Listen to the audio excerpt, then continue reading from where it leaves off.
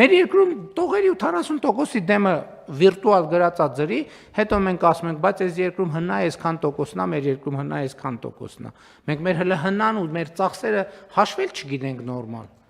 Մենք ո՞նց ենք պատրաստվում երկիր կառավարել։ Էլ չեմ ասում ո՞նց ենք պատրաստվում համակարգ կառավարել եւ ընդհանուր առմամբ կարծում եմ այդ տրամաբանություն ամենամեծ սոցիալ հոգեբանական խնդիրներից մեկը այն է, որ մենք բան ենք անում, ամեն ինչ չենք տանում դեպի թվայնացում, բառից ոչ թե թվայնացման իմաստով, որ մենք ամեն ինչի թիվը պետք է հասկանանք, ամեն ինչը ծախս է, ամեն ինչի եւ սա իմ կարծիքով սա մի process է, որը մենք սկսել ենք դեռ բավականին երկար ժամանակ առաջ, երբ որ ես ասացի, որ եկեք հարգելի գործընկերներ, եկեք հրաժարվենք կոթողացման տրամաբանությունից։ Կոթողացման տրամաբանությունից պետք է այն ինչ որ մեզ համար կոթող է, այն ինչ որ մեզ համար տաճար է, դեմը պետք է գրենք տաճար, ինչի դեմը գրած չի տաճար, պետք է գրված չլինի տաճար։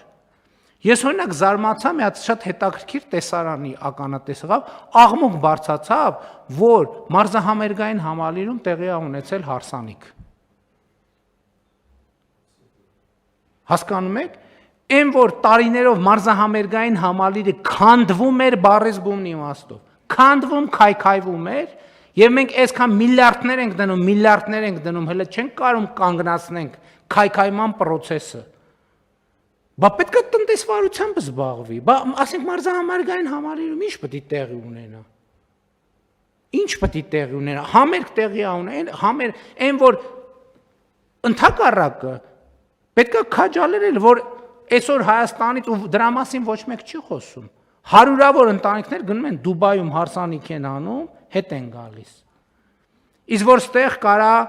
բանի սննդի համակարգը աշխատի, կարան երաժիշտները հավելյալ գումար ստանան։ Վերջը ենթակա դիզայներները հավելյալ գումար ստանան, չգիտեմ, բանի ծառայություններ մատուցողները հավելյալ գումար ստանան, հավելյալ հարկ վճարեն եւ հավելյալ ծախսեր անելու հնարավորություն ունենան, չեկեք ձեր չտանք, չմոտենաք համալիրին։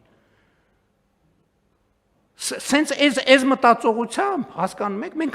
մենք մեր եկեղեցիներին էլ ենք տենց վերաբերվում։ Ես այս վերջերս կրթության նախարարին մի քանի եկեղեցի տաճարներ, բառից բուն իմաստով տաճար, մոմ վառելու, այցելելուց հետո կրթության նախարարին հարց եմ տալիս, ասում եմ, պատմամշակութային հուշարձան է, չէ՞, որը այսօր կառավարում է ոչ կառավարությունը, ոչ էլ ՊՕԱԿ-ը կառավարում։ Մենք խնդիր դնում ենք այդտեղի սանիտարական վիճակի մասին։ Ես դες պաշտոնապես ասում եմ, որ մեր եկեղեցիները չուլանացված են, չուլանացված։ Ով որտեղ ինչ ոչ պետքական ապրանք ունի, մենք էլ գնում ես տենում ես, ասենք ինչ որ ավելացած մետլախ, պարկով ցեմենտ, ապալովկի հին կտորներ, ենթադրենք բան արմատուրայի բան հին ժանգոտ կտորներ, ասենք մտնում ես մարդը ինչի համար է եկեղեցի մտնում ինչ որ հոգևոր հաղորդակցության ունենալու, չէ՞։ Մենք էլ մտնում ենք այստեղ աղբալցրած, այնտեղ ինչ որ մեկի հին շորերն են, այնտեղ մեկը կոշիկներն ա դրել, այնտեղ մեկը իր հին կռավատն ա վերը դրել։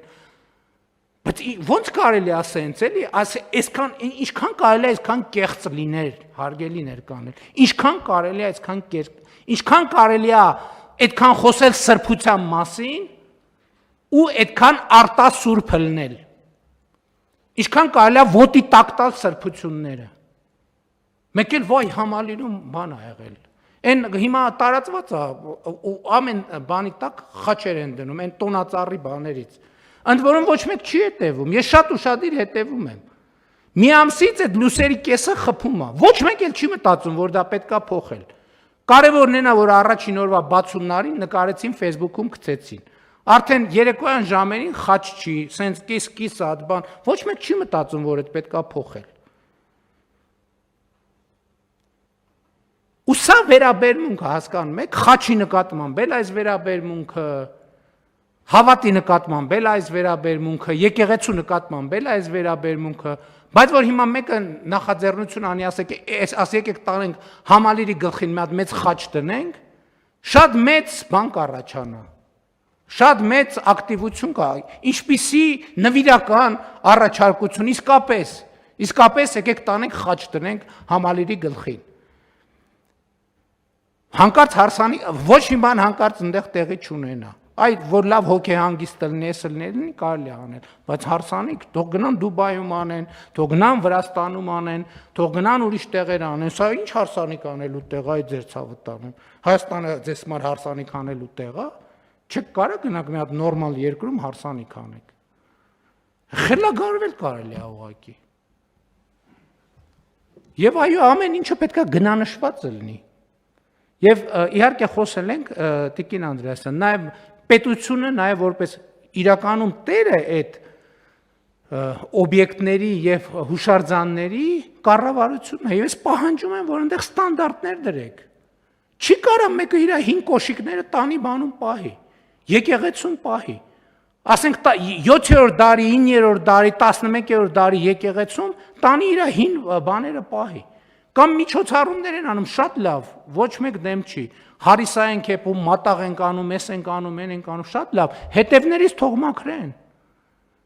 Դա իմ որպես հոգևոր զգացմունքներ ունեցող մարդու եւ համոզված եմ բազմաթիվ մարդկանց ինձ վիրավորում է, որ ես մտնում եմ, այնտեղ տենում եմ աղբանոց են սարքել։ Եվ ես ձեզ անկեղծ ասում եմ, բացի 1-2 տեղից, որտեղ շատ մեծ ֆոկուս կա, պաշտոնական բաներ կան, ինստիտուտներ կան, բոլոր տեղերում համատարած այս վիճակն է, բոլոր տեղերում, խնդրում եմ գնացեք ստուգեք։ Ու ոչ մեկ սրա մասին չի ասում, ես չեմ հասկանում, ոչ մեկ չի տեսնում։ Ոչ մեկի ձեռը բջջային հեռախոս կամ սմարթֆոն չկա, որ նկարի ասի, ես ինչ է, մեր սրբավայրում ես ինչ վիճակ է։ Զարմանալ կարելի է ուղղակի։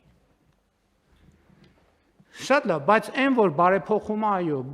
անորոշություններ ա բերելու, մտահոգություններ ա բերելու, շահարկումներ ա բերելու, հիմա ասելու են, դպրոցները ուզում են վարձով տան։